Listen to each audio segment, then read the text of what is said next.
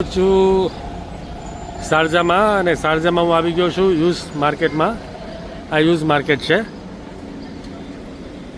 ને તમને હવે અંદર જઈને નજારો બતાવીશ કે શું વસ્તુ મળે છે, ખરેખર જેન્યુઅન હોય છે કે નથી હોતી અને કઈ રીતની હોય છે એ તમને બતાવવાની ટ્રાય કરી.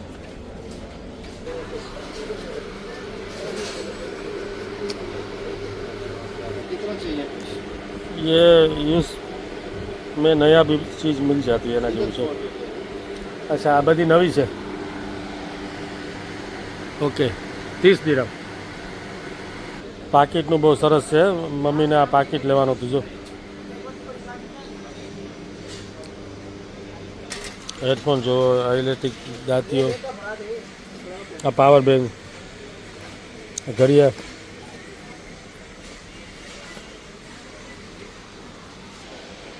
घनी वस्तु मैं. ये माइक है, क्या है? ना रेट 50.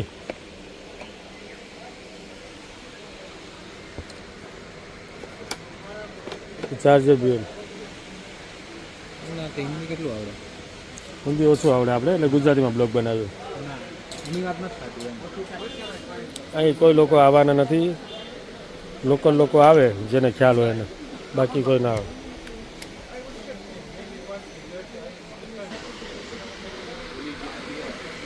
આ ઘડિયાળ બહુ મસ્ત છે ભાઈ. ચાલે છે કે નહીં ખ્યાલ નથી.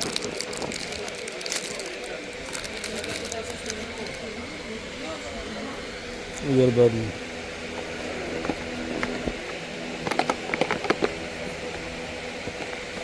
માઇક છે ને ના, અમુક વસ્તુ એ નવી પણ છે ભાઈ, બધી કંઈ જૂની નથી.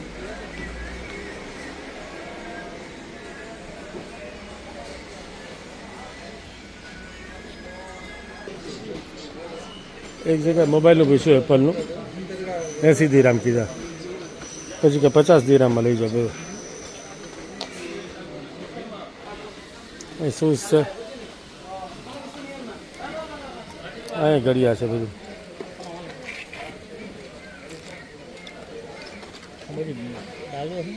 અમુક ચાલુ હશે, અમુક બંધ હશે, અમુક જૂની હશે.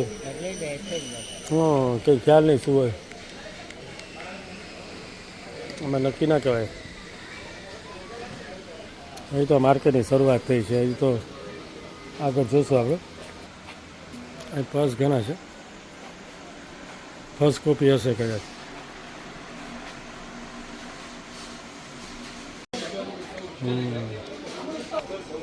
હા ભાઈ જો લો, ટેપ ને બધું મળે ભાઈ. કોમ્પ્યુટર નાનું,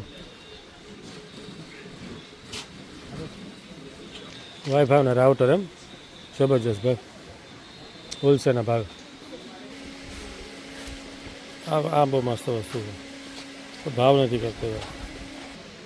કેટલી બધી ઘડિયાળ બધી એમને પડ્યો, કોઈ ચાલુ હશે, કોઈ બંધ હશે.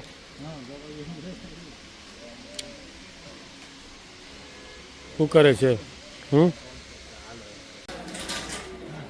સ્કૂટર મળે છે, બોલો. આ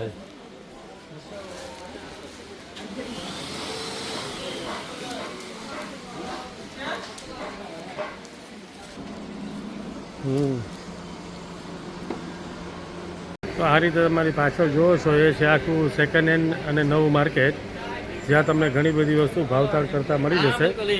આ શારજામાં આવેલું છે, ઇન્ડસ્ટ્રીયલ એરિયા 6 નંબરમાં.